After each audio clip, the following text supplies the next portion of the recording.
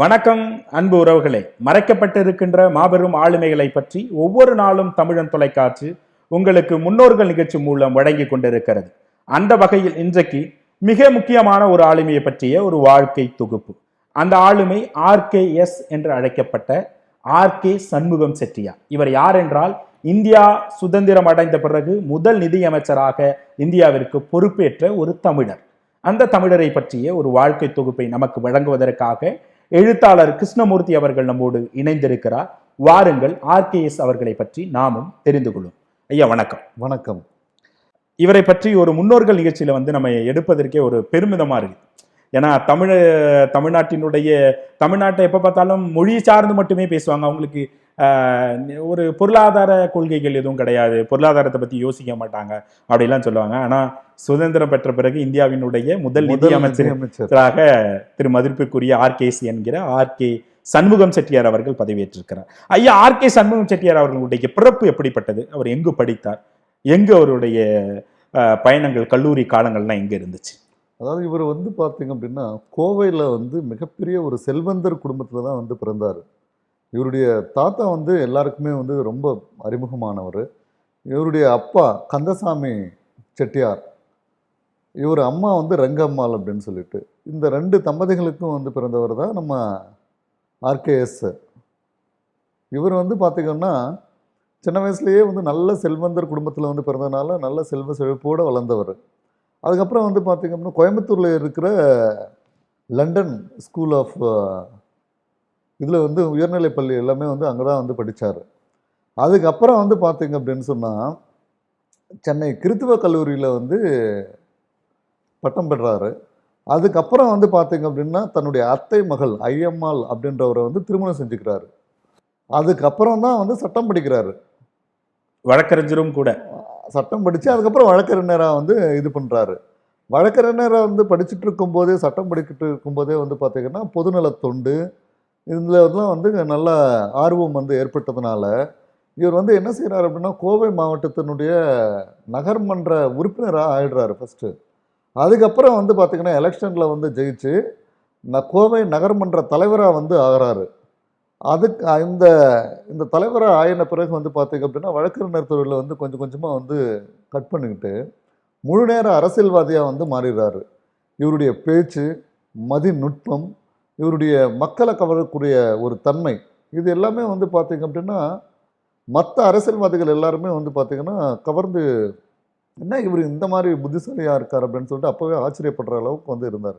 கொச்சி மன்னர் இவருடைய திறமையை மெச்சிக்கிட்டு தன்னுடைய அரசவையில் நீங்கள் திவானா நீங்கள் பணிபுரியணும் அப்படின்னு சொல்லிட்டு வேண்டுகோள் விடுறாரு.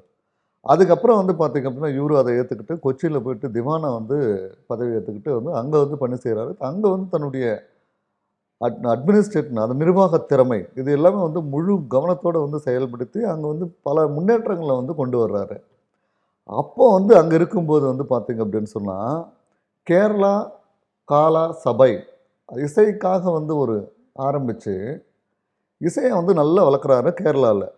அதனுடைய நினைவாக பார்த்திங்கன்னா கேரளா கொச்சி மன்னர் பார்த்திங்க அப்படின்னா அப்போவே ஒரு தெருவுக்கே பார்த்திங்க அப்படின்னு சொன்னால் இவருடைய பேர் வைக்கிறார், சண்முக செட்டி சாலை அப்படின்ட்டு. உயிரோடு இருக்கும்போதே வைக்கிறாரு. அது நம்ம தமிழுக்காக கேரளா மண்ணில் கிடைக்கக்கூடிய ஒரு மரியாதை. அதுக்கப்புறமா பார்த்திங்க அப்படின்னா கேரள அரசு பார்த்திங்கன்னா அவருக்கு சார் பட்டம் அழைக்கிறாங்க, கொடுக்குறாங்க. அது கொடுத்த பிறகு பார்த்திங்க அப்படின்னு சொன்னால் 1947 பார்த்திங்க அப்படின்னா சுதந்திரம் அடைகிறோம். நம்ம அதை நான் கேட்கணும்னு நினச்சேன். இந்தியா சுதந்திரம் அடையுது. வெளிநாடுகளில் படித்த அறிஞர்கள்லாம் அந்த காலத்தில் உண்டு. நீங்கள் சொல்கிற மாதிரி லண்டன் எக்கனாமிக்ஸில் படித்தவங்க உண்டு, இன்னும் பல மிக முக்கியமானவங்க உண்டு. இருக்கிற பொழுது ஒரு தென் தமிழகத்தில் இருக்கிறாங்க மிக முக்கியமான ஆளுமைகள் உண்டு. சுதந்திர போராட்ட, அதுவும் இல்லாமல் RKS சுதந்திர போராட்ட தியாகியும் இல்லை, சுதந்திர அரசியல்வாதியும். இதுல அதுதான் ஒரு மிக முக்கியமா பார்க்க வேண்டியது. அப்ப நேரு அவர்கள் எதற்கு RKS அவர்களை சூஸ் பண்றாங்க? அது எக்கனாமிக் மினிஸ்டரா, ஒரு நிதி அமைச்சரா அவரை சூஸ் பண்றது, ஃபினான்ஸ் மினிஸ்டரா எதுக்கு சூஸ் பண்றாரு? எப்படி சூஸ் பண்ணுறாரு அப்படின்னு சொன்னால், இவருடைய பேக்ரவுண்டே பார்த்திங்க அப்படின்னா செட்டியார்களுடைய குடும்பம். பொருளாதாரத்தில் பார்த்திங்க அப்படின்னா நல்ல தனித்துவம் வாய்ந்த ஒரு மனிதர் நம்ம TKS. ப்ளஸ் வந்து பார்த்தீங்கன்னா நல்ல மதிநுட்பம். அதுக்கு அப்போவே வந்து பார்த்தீங்க அப்படின்னு சொன்னால், இவர் நம்ம அரசியல் பற்றி பேசிட்டு இருந்தோம் இல்லைங்களா? அதில் வந்து பார்த்தீங்க அப்படின்னா, இந்தியாவினுடைய பிரதிநிதியாக வந்து பார்த்தீங்க அப்படின்னா, பல நாடுகளில் வந்து கலந்துட்டு இருக்காரு. இது எல்லாமே தான் வந்து நேரு அவர்களை வந்து பார்த்தீங்க அப்படின்னா, ஈர்க்க வச்சது. தன்னுடைய திறமையிலால தான் வந்து ஈர்த்தாரே தவிர நேருவ, இவர் வந்து பார்த்தீங்க அப்படின்னா, எந்தவித அரசியல்வாதியோ, சுதந்திர போராட்ட வீரரோ கிடையாது. முழுக்க முழுக்க மதி, இவருடைய நிர்வாகத் திறமை, அந்த பொருளாதார தனித்துவம். இதை பேஸ் பண்ணி தான் நேரு வந்து 1947 பிறகு வந்து அமைச்சரவை வந்து உருவாக்கப்பட்ட பிறகு முதல்ல வந்து பிரதமராக ஆகிறாரு நேரு. தன்னுடைய அமைச்சரவையில் பலமாக ஒரு நிதியமைச்சர் இருந்தால் மட்டும்தான் பொருளாதாரத்தை வந்து இந்தியாவில் வந்து சமாளிக்க முடியும். ஏன்னா அன்னைக்கு வந்து இந்தியாவில் இருக்கிற எல்லா வளத்தையும், எல்லா செல்வத்தையும், எல்லா பொருளையும் எடுத்துகிட்டு போயிட்டாங்க ஆங்கிலேயர்கள். நம்மளை எல்லாம் சுரண்டிட்டு வந்து ஒன்றுமே இல்லாமல் விட்டுட்டு போயிட்டாங்க. இந்த மாதிரி ஒரு இக்கட்டான ஒரு சுச்சுவேஷனை வந்து சமாளிக்கணும் அப்படின்னு சொன்னால், ஒரு மிகப்பெரிய தத்துவ மேதை, ஒரு பொருளாதார மேதை தேவை அப்படின்றதுக்காக தான் இவரை வந்து நிதி அமைச்சராக வந்து இது பண்ணுறாரு. அங்கேயும் தன்னுடைய திறமைகளை வந்து பார்த்தீங்க அப்படின்னா மிகப்பெரிய அளவில் வந்து சாதிச்சிருக்காரு. அதே மாதிரி உலக அளவில் வந்து நடந்திருக்கிற சட்டசபை இதுலையும் சரி, நிறைய மாநாடுகள்லும் சரி, இந்தியாவினுடைய பிரதிநிதிகளாக நேரு அவர்கள் வந்து இவரை தான் வந்து அனுப்பிச்சிருக்காரு. ஸோ நாங்கள் வந்து கொஞ்சம் கொஞ்சமாக வந்து முன்னேறிட்டு வரோம் பொருளாதாரத்தில் வந்து பார்த்திங்க அப்படின்னா, பலவிதமான திட்டங்கள் வந்து கொண்டு வந்தார். அதன் மூலயமா வந்து பார்த்திங்க அப்படின்னா, கொஞ்சம் கொஞ்சமாக பசுமை புரட்சி ஆரம்பித்தது, கொஞ்சம் கொஞ்சமாக வந்து பொருளாதாரம், ஸோ எல்லாமே கொஞ்சம் கொஞ்சமாக வந்து முன்னேற்ற பாதைக்கு வந்து கொண்டு போனார். இதுதான் இவருடைய மிகப்பெரிய ஒரு இது. அதுக்கப்புறம் வந்து பார்த்திங்க அப்படின்னு சொன்னால், அப்படியே தன்னுடைய துறையை வந்து அப்படியே மாற்றுறாரு. அண்ணாமலை யூனிவர்சிட்டியில் வந்து பார்த்தீங்க அப்படின்னா துணைவேந்தர். எனக்கு இந்த இடத்துல ஒரு மிக முக்கியமான ஒரு கேள்வி வருது. ஃபினான்ஸ் மினிஸ்டராக முழுமையாக இருந்தாரா அந்த ஆண்டுகள்? இடையிலேயே வந்துட்டாரா? இல்லை, முழுமையாக 5 வருடம் தன்னுடைய பதவி காலத்தை முடிச்சிட்ட பிறகுதான் அதுக்கப்புறம் தான் வெளியில் வர்றாரு. அதுக்கப்புறம் தான் அண்ணாமலை பல்கலைக்கழகத்தில் வந்து பார்த்தீங்க அப்படின்னா துணைவேந்தரா வந்து, அது அண்ணாமலை செட்டியார் வந்து வேண்டுகோளுக்கு இணங்க அண்ணாமலை யூனிவர்சிட்டியில் வந்து பார்த்திங்க அப்படின்னா துணைவேந்தரா வந்து பதவி ஏற்றுக்கிறாரு. இவர் நிறைய புத்தகங்கள் வந்து படிப்பார். அந்த புத்தகங்கள் மூலமா வந்து பார்த்திங்க அப்படின்னா இவருக்கு வந்து ஒரு பயணம் செய்யும்போது ஒரு புத்தகம் வந்து அவர் வாங்குறாரு. கடையில் போயிட்டு ஒரு புத்தகம் வாங்கிட்டு வா அப்படின்னு சொல்லும்போது, ஜியு போப் அவர்கள் வந்து தமிழில் இருக்கிற திருவாசகத்தை வந்து ஆங்கிலத்தில் வந்து மொழிபெயர்த்திருக்காரு. அந்த ஒரு புத்தகம் வந்து வாங்கிட்டு வந்து கொடுக்குறாரு தன்னுடைய உதவியாளர். அந்த ஆங்கிலத்தில் மொழிபெயர்த்திருக்கிற ஒரு புத்தகத்தை வாங்கிட்டு வந்து படிச்சுட்டு, திருவாசகத்துக்கு உருகார் உருகாசகத்துக்கும் உருக மாட்டாங்க அப்படின்னு சொல்லிட்டு தான் நம்ம அதில் வந்து ஒரு வாசகமே இருக்குது. அந்த புத்தகத்தை படிச்சுட்டு தன்னால் வந்து கண்ணில் வந்து தாரையாக வந்து தண்ணி ஊற்றுதான். அப்போ வந்து இவர் வந்து 2 விஷயங்கள் நடக்குது இவருடைய வாழ்க்கையில். ஒன்று, தமிழனுடைய பெருமையை ஒரு ஆங்கிலேயன் சொல்லி தான் தெரிஞ்சுக்க வேண்டிய நிலைமைக்கே நான் ஆளாயிருக்கேன். அப்போ நான் எந்த அளவுக்கு கேவலமான குற்ற உணர்ச்சி, அப்போ எந்த அளவுக்கு நான் ஒரு கேவலமான நிலையில் நான் இருக்கேன் அப்படின்னு சொல்லிட்டு ஒரு பக்கம் வந்து வருத்தப்படுறாரு. இன்னொரு பக்கம் வந்து பார்த்தீங்க அப்படின்னா திருவாசகத்தில் இவ்வளோ பெரிய விஷயங்கள் எல்லாமே வந்து சொல்லப்பட்டிருக்கிறதா அப்படின்னு சொல்லிட்டு ஆச்சரியப்படுறாரு. அதுக்கப்புறம் வந்து பார்த்தீங்க அப்படின்னா இவருடைய வாழ்க்கையில் நிறைய மாற்றங்கள் வந்து பண்ணிக்க ஆரம்பிக்கிறாரு. ஒரு தமிழ் சொல்லி கொடுக்கறதுக்காகவே வந்து ஒரு ஆசிரியரை வந்து நியமித்து முறைப்படி தமிழை வந்து கற்றுக்கிட்டு வராரு. அதுக்கப்புறம் அந்த திருவாசகத்தை படிச்சுட்ட பிறகு வந்து பார்த்தீங்க அப்படின்னு சொன்னால், நம்ம வந்து தமிழினுடைய கலாச்சாரத்து பிரகாரம் நம்ம வாழக்கூடாது அப்படின்னு சொல்லிட்டு தன்னுடைய பழக்க வழக்கங்கள், தன்னுடைய உடை, தன்னுடைய பண்பாடு, நாகரிகம் எல்லாத்தையும் மாற்றிடுறாரு.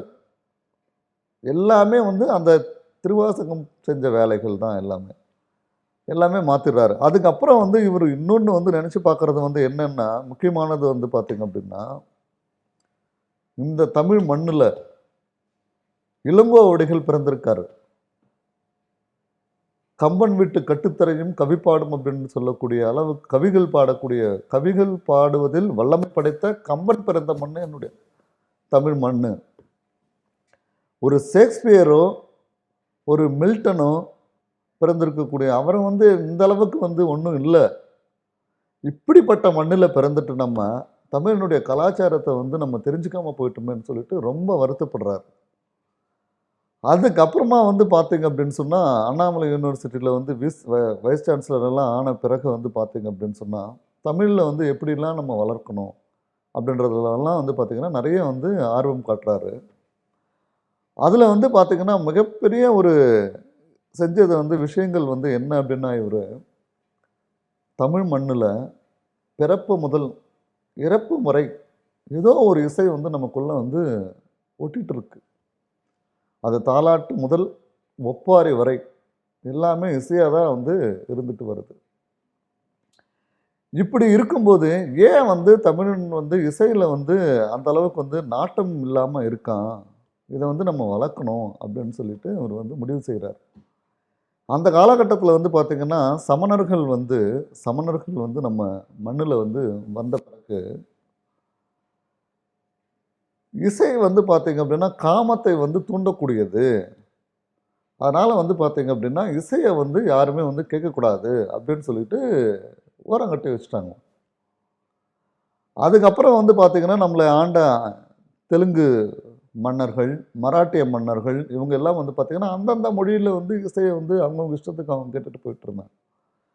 தமிழ் தமிழ் இசை வந்து எப்படி இருந்தது அப்படின்னு சொன்னால், எங்கேயோ ஒரு மூலையில் ஒரு சின்ன பிட்டாக வந்து கொஞ்சம் பாடிட்டு போயிடுது. அதை துக்கடா அப்படின்னு சொல்லுவாங்க இல்லையா? துக்கடான்னா ஒரு 2 நிமிஷம் அப்படி பாடிட்டு அப்படி போயிடுவாங்களாம். இந்த அளவுக்கு வந்து ஒரு தமிழனுடைய இசை வந்து வளர்ச்சி இல்லாமல் குன்றி இருக்கிறத வந்து பார்த்துட்டு மிகவும் வருத்தப்பட்டிருக்காங்க பல அறிஞர்கள். ஏன்னா நம்மளுடைய மூதாதையர்களே பார்த்தீங்க அப்படின்னா பாணர்கள், ஸோ நம்ம வரலாறு எடுத்து படித்து பார்த்தீங்க அப்படின்னா பாணர்கள் இவங்க எல்லாமே வந்து பார்த்தீங்கன்னா இசைக்கருவிகளை வச்சுக்கிட்டு, அதாவது வந்து வாழ்க்கையோடு ஒன்றி போனது தான் இசை. இந்த இசைக்கு வந்து முக்கியத்துவம் கொடுத்து இசையை வந்து வளர்க்கணுன்றது இவருடைய இது. அதுக்கப்புறம் வந்து பார்த்தீங்க அப்படின்னு சொன்னால், இது ஒரு இசை ஒரு பக்கம். அதுக்கப்புறம் வந்து இவர் தமிழ் வந்து கற்றுக்கிட்டு சிலப்பதிகாரத்தை வந்து நல்லா படிக்கிறாரு. அதில் வந்து இவருக்கு பிடிச்ச ஒரு பகுதிகள் எல்லாமே வந்து இவருக்கு தகுந்த மாதிரி வந்து உரை எழுதி வச்சிருக்காரு. இது எல்லாம் வந்து பார்த்தீங்க அப்படின்னா ஒரு புத்தகமாக வந்து எழுதி அதை வந்து வெளியிடுறாரு. அது மட்டும் இல்லாமல் எனக்கு இந்த இடத்துல ஆர்கேஎஸ் ஐயாவை பற்றி ஒரு மிக முக்கியமாக ஒன்று கேட்கணும். ஒரு சிறிய இடைவேளைக்கு பின்பு நிகழ்ச்சி தொடரும். ஐயா ஆர்கே சண்முகம் செட்டியார் அவர் வந்து ஒரு நிதியமைச்சர், துணைவேந்தர், சர்பட்டம் வாங்கியவர், இதெல்லாம் ஒரு பக்கம் இருந்தாலும் அவருக்கு இன்னொரு பேர் இருக்குது. தமிழ் மொழியில் அவரை வந்து பொருளாதார மேதையினாலும் தமிழ் மொழியை வந்து மிக முக்கியமாக தமிழ் மொழிக்காக தொன்றியாற்றியதெல்லாம் ஒரு பெயர் இருக்குது. அந்த பெயர் என்னன்னு சொல்லிட்டு அவர் எதற்காக அந்த பெயர் கொடுக்கப்பட்டதுன்னு சொல்லுங்கள். தமிழ் இசை வளர்த்த பொருளாதார மேதை டிகேஎஸ் சண்முக செட்டியார் அப்படின்றது தான். ஸோ இவர் வந்து பார்த்திங்க அப்படின்னு சொன்னால், நம்ம இதுக்கு முன்னாடி பேசிகிட்டு இருந்த மாதிரி பார்த்திங்கன்னா இவர் இசையில் வந்து பார்த்திங்க அப்படின்னா மிகப்பெரிய ஆளுமை. அதே மாதிரி இசையில் வந்து பார்த்திங்க அப்படின்னு சொன்னால் அதை பண்களை ஆராய்ச்சி செய்யக்கூடியவர். அந்த பண்களை வந்து ஆராய்ச்சி செஞ்சு அதில் வந்து எந்த அளவுக்கு நம்மளுடைய இசை இருக்குது அப்படின்னு சொல்லிட்டு வளர்த்து எடுத்தவர். பல ஆராய்ச்சி நூல்களும் வந்து வெளியிட்டிருக்காரு. அதே மாதிரி வந்து பார்த்திங்க அப்படின்னா தேவாரம், திருத்தொண்டர் புராணம் இது எல்லாமே வந்து படிச்சுட்டு இந்த அளவுக்கு வந்து தமிழில் வந்து சொல்லப்பட்டிருக்கு. எந்த ஒரு மொழியிலையும் சொல்லப்படலை. ஏன் இந்த மொழி வந்து இப்படியே இருக்குது அப்படின்னு வந்து வருத்தப்பட்டவர். ஏன்னா இவர் வந்து படித்தது எல்லாமே ஆங்கிலம். அந்த ஜிவி போப்பு எழுதின அதாவது தமிழில் வந்து மொழிபெயர்த்து ஆங்கிலத்தில் எழுதியிருக்கிற ஒரு நூலை படிச்சுட்டு தான் திருவாசகத்தை வந்து இது பண்ணுறாரு. ஆங்கில நூல்கள் எல்லாமே படித்து அதில் புலமை பெற்றவர்.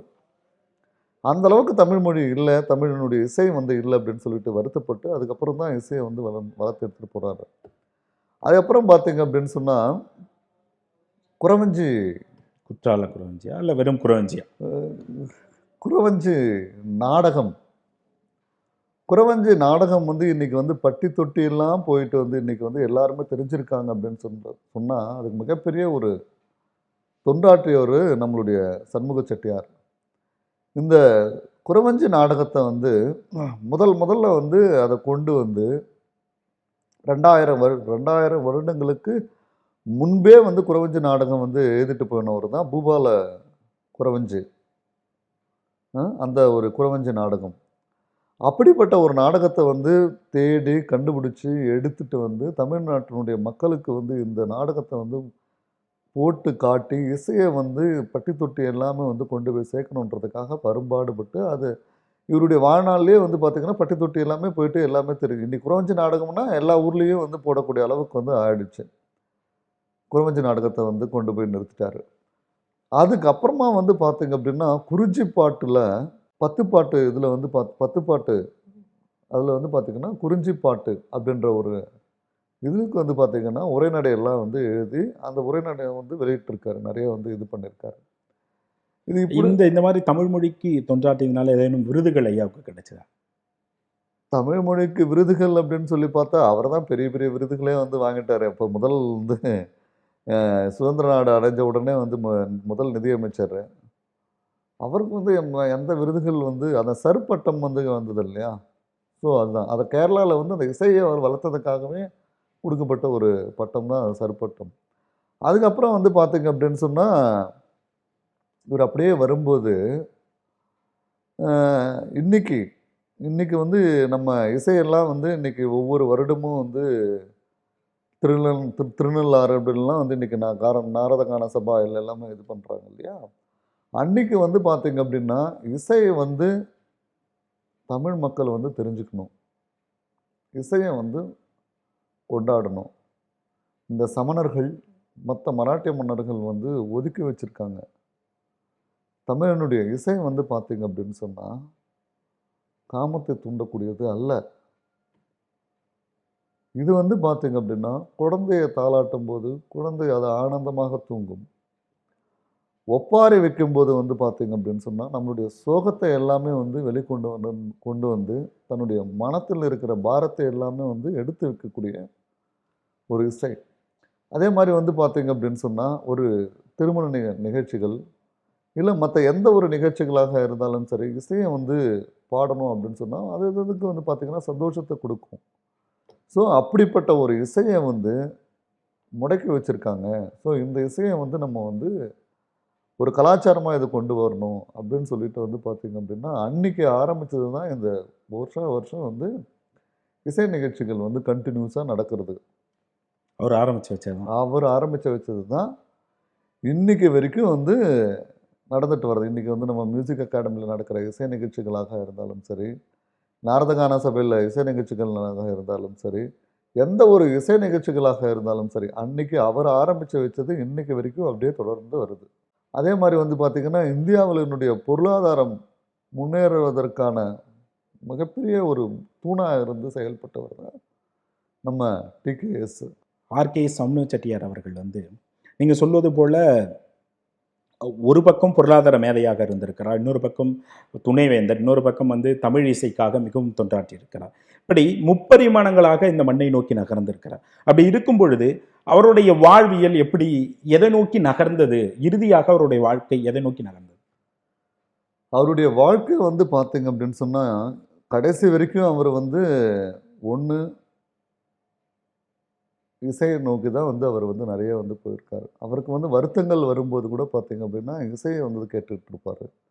ரெண்டாவது வந்து படிச்சுட்டு இருப்பார், இல்லை ஏதாவது ஒன்று எழுதிட்டு இருப்பார். இதுதான் அவருடைய கடைசி காலங்கள் வந்து போனது. கடைசியில் வந்து தன்னுடைய 61வது வயதில் 5/5/1953 வந்து இந்த இறந்து போயிடுறாரு, இயற்கை எழுதிடுறாரு. அதுக்கப்புறம் வந்து பார்த்திங்கன்னா அன்றைக்கி அவர் வந்து தொடங்கி வச்சது தான் இன்றைக்கி வரைக்கும் வந்து இன்னும் நடந்துகிட்டே இருக்கிறது. அந்த இசை நிகழ்ச்சிகளாக இருந்தாலும் சரி, குறவஞ்சி நாடகமாக இருந்தாலும் சரி. ஸோ இன்றைக்கி அவர் இல்லை அப்படின்னு சொன்னால் தமிழனுக்கு உண்டான ஒரு இசையே வந்து நம்ம வந்து மறந்திருப்போமா அப்படின்றது தான் ஒரு கேள்விக்குறியாக வந்து இருக்கும். இன்னொன்று வந்து பார்த்திங்க அப்படின்னு சொன்னால் ஏன் இந்த இசையை வந்து கொண்டு வந்தாங்க அப்படின்னு சொன்னால் தமிழன் வந்து என்ன கஷ்டங்கள் இருந்தாலும் சரி அந்த கஷ்டங்கள் எல்லாமே மறந்துட்டு கொஞ்ச நேரம் இசையை கேட்டாங்க அப்படின்னு சொன்னால் சந்தோஷமாக வந்து தன்னுடைய வாழ்க்கையில் அந்த கொஞ்ச நேரமாச்சும் வந்து நகர்த்துவாங்க அப்படின்றதுக்காக கொண்டு வந்தது. பல வேறு மொழிகளில் இருக்கிற இசைகள் கேட்கும்போது அது என்னதான்றது இவங்களுக்கு புரியாது. அது என்ன பொருள் கொடுக்குது, அது வந்து முழுமையாக வந்து நம்ம உணர முடியாது. அப்படின்றதுக்காக தமிழன் தமிழில் வந்து பாடணும், தமிழ்லேயே வந்து கேட்கணும். அப்போ தான் அதனுடைய பொருள் வந்து நமக்கு வந்து தெரியும். அதனுடைய இசையை வந்து உண்மையாகவே நம்ம அனுபவிக்க முடியும். அந்த ஒரு வரிசையில் வந்தவர் தான் நம்ம இன்னைக்கு இசைஞானி இளையராஜா இருந்தாலும் சரி, இந்த இசைகள் அவர் வந்து தொடங்கி வைக்கல அப்படின்னா இந்த இசைகள் எல்லாம் எங்கே போய் மறைஞ்சிருக்கும்ன்றது தெரியாது. அப்படி மறைஞ்சு போனதில் எத்தனையோ விஷயங்கள் நம்ம மண்ணை விட்டு போயிடுச்சு. ஸோ இசைக்கு வந்து அந்த அளவுக்கு வந்து இது பண்ணியிருக்காரு. ஆர்கே சண்முகம் செட்டியார் அவர்களை பற்றி இளைஞர்கள் எப்படி புரிந்து கொள்ளணும்னு நினைக்கிறீங்க? ஏன்னா இந்தியாவினுடைய முதல் நிதியமைச்சர், அதோடு மட்டுமல்லாமல் சர்பட்டம், கேரளாவில் போய் இசையை பற்றி பேசி அதற்காக ஒரு அங்கீகாரம், அண்ணாமலை பல்கலைக்கழகத்தினுடைய துணைவேந்தர், இப்படி பல பரிமாணங்கள். இப்போ உள்ள இளைஞர்கள் ஒன்றை நோக்கி நகர்வதற்கே கொஞ்சம் கடினமாக இருக்கும் பொழுது பல பரிமாணங்களில் தன்னுடைய அறிவு மூலம் தமிழ் மொழிய திருவாசகமாக இருக்கட்டும், சிலப்பதிகாரத்துக்கு எழுதிய உரைகளாக இருக்கட்டும், இப்படி பல பரிமாணங்களில் ஐயா பயணிச்சிருக்கிறார். அவரை எப்படி புரிந்து கொள்ளணும்னு நினைக்கிறீங்க? அதாவது இளைஞர்கள் வந்து இதில் வந்து என்ன தெரிஞ்சுக்கணும் அப்படின்னு சொல்லி சொன்னால், தனக்குரிய ஒரு ஆளுமையை வந்து வளர்த்துக்கணும். அதே மாதிரி நேரத்தில் தனக்கு வந்து இருக்கிற திறமைகளை வந்து வளர்த்துக்கணும். தான் வந்து அந்த இடத்த தேடி போய் அலையிறத விட தன்னுடைய திறமையினால் வந்து பார்த்திங்க அப்படின்னா அடுத்தவங்களை வந்து நம்மளை வந்து கூப்பிட்ற அளவுக்கு நம்ம வச்சுக்கிட்டோம் அப்படின்னு சொன்னால் வாழ்க்கையில் மட்டுமல்ல இந்த சமுதாயத்திலும் நம்ம வந்து முன்னேறி நம்ம ஒரு மனிதனாக வந்து நம்ம வந்து இருக்கலாம். அதோடு மட்டும் இல்லாமல் வந்து பார்த்திங்க அப்படின்னா இவர் வந்து தமிழுக்காக வந்து செஞ்சுருக்கிற தொண்டு வந்து பார்த்திங்கன்னா மிகப்பெரிய ஒரு விஷயங்கள். ஆனால் இன்றைக்கி இருக்கிற பசங்க வந்து பார்த்திங்க அப்படின்னு சொன்னால் தமிழில் பேசுகிறதே வந்து அசிங்கமாக நினைக்கிறாங்க. நான் ஒரு தனியார் தொலைக்காட்சியில் வந்து ஒரு ஒரு நிகழ்ச்சி ஒன்று பார்த்தேன். அந்த நிகழ்ச்சியில் வந்து பார்த்திங்க அப்படின்னு சொன்னால் தமிழை வந்து ஏன் கற்றுக்கணும், பேசுகிறோமில்ல அது தெரிஞ்சுக்கிட்டா போதும் இல்லை அப்படின்னுலாம் கேட்குறாங்க. ஒரு கம்யூனிகேஷன் தான். அதாவது வந்து தகவல் பரிமாற்றத்துக்காக தான் வந்து எங்களுக்கு வந்து மொழி தேவையை தவிர அதில் வந்து எங்களுக்கு ஒன்றும் தேவையில்லை அப்படின்லாம் கேட்குறாங்க இன்றைய தலைமுறைகள். இதுவே வந்து பார்த்திங்க அப்படின்னு சொன்னால் மற்ற நாடுகளில் இருந்து தமிழ்நாட்டில் வந்து வாழ்ந்துட்டுருக்கிற மொழி பேச மற்ற மொழிகளை வந்து தாய்மொழியாக கொண்டிருக்கிறவங்க வந்து பார்த்திங்க அப்படின்னா தமிழை பற்றி புட்டு புட்டு வைக்கிறாங்க. காப்பியங்கள்னா என்ன, ஐந்திணைகள்னா என்ன, எட்டுத்தொகை என்ன, பத்துப்பாட்டுனா என்ன, இது என்னென்ன விஷயங்கள் சொல்லப்பட்டிருக்கு அப்படிலாம் வந்து அவங்க வந்து நம்மளுடைய மொழியை தெரிஞ்சிருக்கிற அளவுக்கு கூட நம்ம வந்து நம்மளுடைய மொழியை வந்து தெரிஞ்சுக்காமல் இருக்கும். இப்படி இருக்கும்போது தமிழன் வந்து எப்படி நம்ம வந்து ஜெயிக்கிறது, எப்படி ஜெயிக்க முடியும்? ஒரு ஜியு போப்பு திருவாசகத்தை வந்து ஆங்கிலத்தில் மொழிபெயர்த்து அது நான் ஆங்கிலத்தில் வந்து படித்து தெரிஞ்சுக்கூடிய ஒரு கேவலமான ஒரு நிலைமையில நான் இருக்கேனா அப்படின்னு சொல்லிட்டு தன்னுடைய வாழ்க்கையே வந்து மாற்றிக்கிட்டாரு. மிக முக்கியமாக ஐயாவை பற்றி சொல்லும்போது ஆர்கே சண்முக செட்டியார் ஐயா வந்து திருமணம் செய்தது சொன்னீங்க. அவருடைய பிள்ளைகள்லாம் யார் யார், என்னென்ன பண்ணாங்க, அவரோட குடும்பம் எப்படி, அதுவும் இல்லாமல் இன்னொரு ஃபேக்டர் வந்து அவருடைய வழக்கறிஞர் தொழில், அதை முழுமையாக செய்தாரா இல்லை அதையும் இடையிலே அது தேவைங்கிறதுனால படித்துக்கொண்டு அப்படியே நகர்ந்துட்டாங்க? இல்லை, அந்த வழக்கறிஞர் தொழில் வந்து பார்த்தீங்க அப்படின்னு சொன்னால் அவர் வந்து படிச்சுட்டு இருக்கும்போதே வந்து பார்த்தீங்கன்னா அரசியலில் வந்து குதிச்சிட்டாரு. அரசியலில் வந்து குதிச்சும்போது வந்து பார்த்தீங்க அப்படின்னா அரசியலில் வந்து தான் வந்து தன்னுடைய முழு கவனத்தையும் வந்து எடுத்துக்கிட்டு போயிட்டார். ஒன்று. அடுத்து வந்து பார்த்தீங்க அப்படின்னா குடும்பம் ஒன்று பார்த்தீங்கன்னா அவருக்கு பிள்ளைகள்னு பார்த்தீங்கன்னா 3 பெண் பிள்ளைகள் தான், ஆண் பிள்ளைகள் கிடையாது. அந்த பெண் பிள்ளைகளில் வந்து தன்னுடைய வாரிசுகளாக இது பண்ணிட்டு போயிட்டாங்க. ஸோ இதுதான் ஐயாவுடைய குடும்பம். ஆர்கே சண்முக செட்டியார் ஐயாவை பற்றி நீங்கள் குறிப்பிட்டது ஒரு அழகான ஒரு வாழ்க்கை குறிப்பாக இருந்தாலும் அவரை நீங்கள் எப்படி புரிந்து கொண்டீங்க, அவரை பற்றி நீங்கள் என்ன நினைக்கிறீங்க?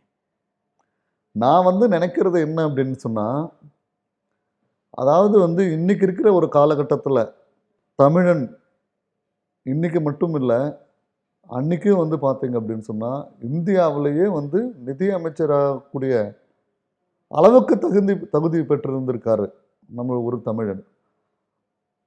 அதனாலேயோ என்னவோ தெரியல, பின்னாடி வரக்கூடிய நிதியமைச்சர்கள் எல்லாமே தமிழ்நாட்டை சார்ந்தவர்களாக இருக்கிறாங்க. இன்னைக்கு இன்னொரு விஷயம் வந்து வருத்தமான ஒரு விஷயத்த வந்து நான் இந்த இடத்துல வந்து பதிய வைக்கணும்னு ஆசைப்படுறேன். ஒரு முக்கியமான விஷயமும் கூட. வட இந்தியர்கள் எல்லாமே வந்து பார்த்தீங்க அப்படின்னா, இன்னைக்கு தென் தமிழகத்தை நோக்கி வந்து வந்துட்டு இருக்காங்க. இனிமே இங்க வந்து எல்லாமே வந்து பார்த்தீங்க அப்படின்னு சொன்னா, தமிழர்களே இதுவா இருக்கும் அப்படின்னு நினைச்சிட்டு இருக்காங்க. அப்படின்னு பண்ணிட்டு இருக்காங்க. இன்னைக்கு எல்லா துறைகள்லுமே வந்து பார்த்தீங்க அப்படின்னு சொன்னா, அவங்களுக்கு தான் முதல் உரிமை வந்துட்டு இருந்துட்டு இருக்கு. அதாவது அந்த மாரி நிலைமையெல்லாம் வந்து ஏன் வந்து நம்ம வந்து முன்னேற்றணும்? அப்ப நம்ம தமிழனுக்கு வந்து நமக்கு வந்து இல்லையா? நம்மளுடைய பரம்பரை பாருங்க, இதெல்லாம் எப்படி இருக்கு? இவர் வந்து ஒரு அரசியலுமே கிடையாது. ஒரு க சுதந்திர போராட்ட வீரரும் கிடையாது. இவருக்கு கிடைச்ச அந்த ஒரு வரப்பிரசாதமே வந்து பார்த்தீங்க அப்படின்னா, இவருடைய திறமைய வச்சு தானே நேரு அவர்களே வந்து இவர வந்து அடையாளப்படுத்தியிருக்காரு. எங்க போச்சு? ஏன் அதெல்லாம் நம்ம மக்கள் வந்து இன்னும் நம்ம புரிஞ்சுக்காம உட்காந்துட்டு இருக்கோம்?